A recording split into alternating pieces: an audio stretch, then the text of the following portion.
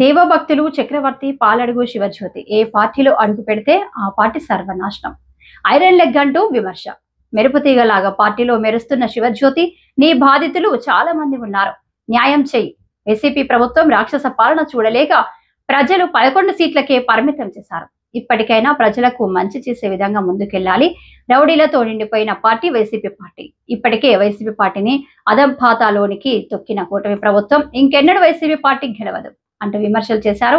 ఈ కార్యక్రమంలో market yard chairman కొండ ప్రవీణ్, మండల పార్టీ అధ్యక్షుడు వెనిగల్ల కుటుంబరావు, తెలుగు యువత అధ్యక్షుడు కూడే హరీష్, జనసేన మండల అధ్యక్షుడు బొప్పన శివప్రసాద్, కూటమి నాయకులు, కార్యకర్తలు పాల్గొన్నారు. నిజాన్ని నిర్భయంగా రాసే వార్త, నిప్పులాంటి వార్త. మీరు గనక వ్యక్తిగతంగా వస్తే మాత్రం చూస్తా ఊరుకో అని చెప్పేసి ఈ సందర్భంగా హెచ్చరిస్తాం. అసెంబ్లీ సాక్షిగా ఈ రాష్ట్రంలో ప్రజలందరూ చూసే విధంగా ఆడపడుచుల్ని హేళనగా మాట్లాడిన మాటలు ఇవాళ ప్రజలందరూ గుర్తుపెట్టుకుంటున్నారు. ఆమె ఎవరో చెబుతున్న చిన్నవరాల్లో ఒక ఆమె, మాకేదో అన్యాయం చేశారు బోడే ప్రసాద్ గారు అని. అసలు నువ్వైనా జ్యోతి గారు, నువ్వైనా చక్రవర్తి గారు, మీరు అడుగులు పెట్టని పార్టీ ఏమన్నా ఉందా? ఏ పార్టీలో ఉంటే ఆ పార్టీ నాశనం చేసుకుంటా వెళ్తారు. మీరు మీ పాదాలే ఐరన్ లెగ్ పాదాలు.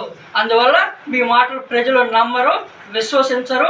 అమ్మ జ్యోతి గారు, మీ బాధితులు కొంతమంది చాలామంది ఉన్నారు, వాళ్ళకి ముందర న్యాయం చేయండి.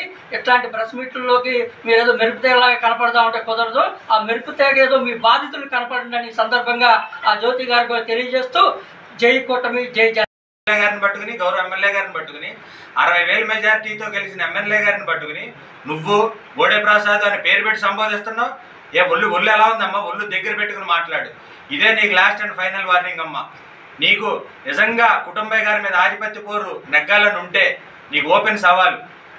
రేపు స్థానిక సంస్థల ఎన్నికలు ఉన్నాయి, ఎంపీటీసీ ఎలక్షన్ ఉంది, సర్పంచ్ ఎలక్షన్ ఉంది, జెడ్పీటీసీ ఎలక్షన్ ఉంది. 3 ఎన్నికల్లో నీకు నచ్చిన అభ్యర్థులు నువ్వు పెట్టుకో. వైసీపీ తరపు నుంచి, తెలుగుదేశం తరపు నుంచి ఓగిరాల్లో కానీ, మండలం జెడ్పీటీసీ కానీ మా కుటుంబయ్య గారి అభ్యర్థిని పెడతారు. ఒక్క ఓటన్నా నువ్వు మెజార్టీ తెచ్చుకో. వైసీపీ తరపున నిలబెట్టి నీ క్యాండిడేట్ని ఒక్క ఓటు మెజార్టీ తెచ్చుకో.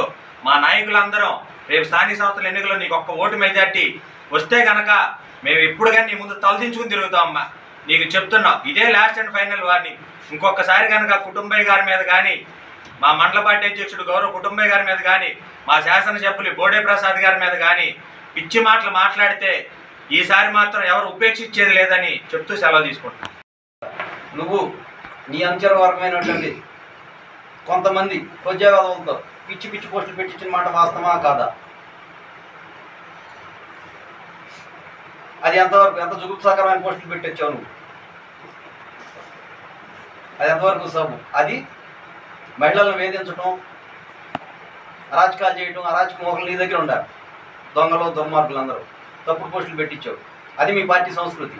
మా పార్టీ ఇవాళ ఏకంగానే వృద్ధులకి కానీ, వితంతులకు కానీ 4,000 చేస్తానని చంద్రబాబు గారు జూన్ 1 చేశాడు. గడిచిన 3 నెలలకు ఇస్తానని 7,000 రూపాయలు ఇచ్చాడు. ఆ రోజు సూపర్ 6లో ఇంచుమించుగా 80% హామీలు చంద్రబాబు నాయుడు గారు అమలు చేశారు. రాబోయే రోజుల్లో మిగతా 20% హామీలు కూడా అమలు చేస్తారు. మీకు మళ్ళీ మద్యపాన నిషేధం చేస్తాను, చేయకపోతే ఓటాడగానే సిగ్గు లేకుండా జనాలకు వచ్చి ఓటాడుకోవాలి మేము. అలాగే పేద బడుగు బలహీన వర్గాల నెత్తురు దాగారు. మద్యం, తప్పుడు మద్యం తెచ్చి మీ యొక్క కమిషన్ల కోసం జనం చచ్చిపోయినా పర్వాలేదు, 36,000 కుటుంబాలు నాశనం అయిపోయింది, రోడ్డు ఎక్కినాయి. మీకు ఏమి లేదు, మీ డబ్బు మీరు మీకు ముఖ్యం. కాబట్టి ఈ తప్పుడు వార్తలు, తప్పుడు మాటలు మాట్లాడితే రాబోయే రోజుల్లో తీవ్ర పరిణామాలు ఎదుర్కోవాల్సి వస్తుందని చెప్పి తెలియజేస్తున్నాం.